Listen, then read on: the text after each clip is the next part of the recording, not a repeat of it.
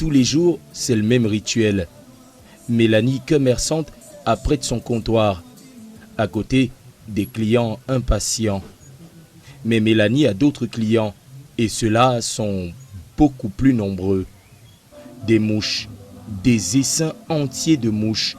Elles sont partout, sur les seaux, sur la vaisselle et même sur les bouteilles de bière.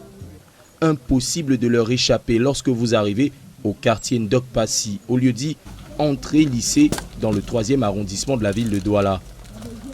La route sera votre premier adversaire. Constater que nous n'avions même plus de route. Voilà, nous avions des mares d'eau, bien qu'il fait soleil, l'eau ne t'arrive pas. D'ici là, à la Sonnelle jusqu'à l'entrée lycée, c'est impraticable. Tu montes sur une moto, nous avions des secousses, c'est très mauvais. Et lorsque vous l'aurez surmonté, vous tomberez nez à nez avec des montagnes d'ordures. Les populations ici vivent une lente et longue agonie. Notre calvaire est interminable. Rassurez-vous, derrière nous, cet tas d'immondices date des lustres. Il fut une fois, nous avons essayé de parler, les galions sont venus, après on a dégagé 2 camions, on est parti en nous promettant que le reste sera fait, mais rien n'a été fait jusqu'ici.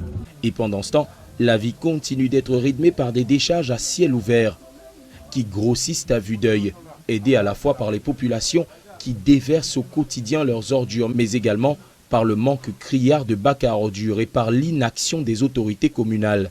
Voilà les législatives qui viennent bientôt. On va réguler qui? Quelle maire? Comment? Pour faire quoi?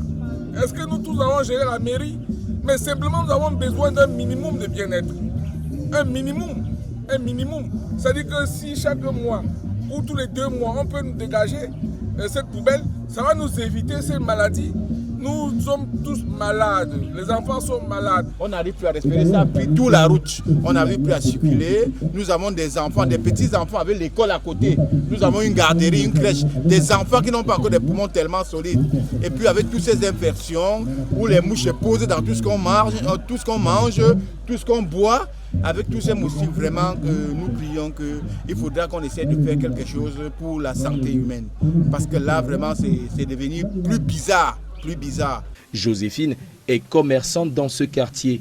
Les montagnes d'ordures qui se sont amoncelées les unes après les autres l'ont contraint à arrêter son activité. Je ne fais plus de chiffres. Mes clients m'ont abandonné à moi-même.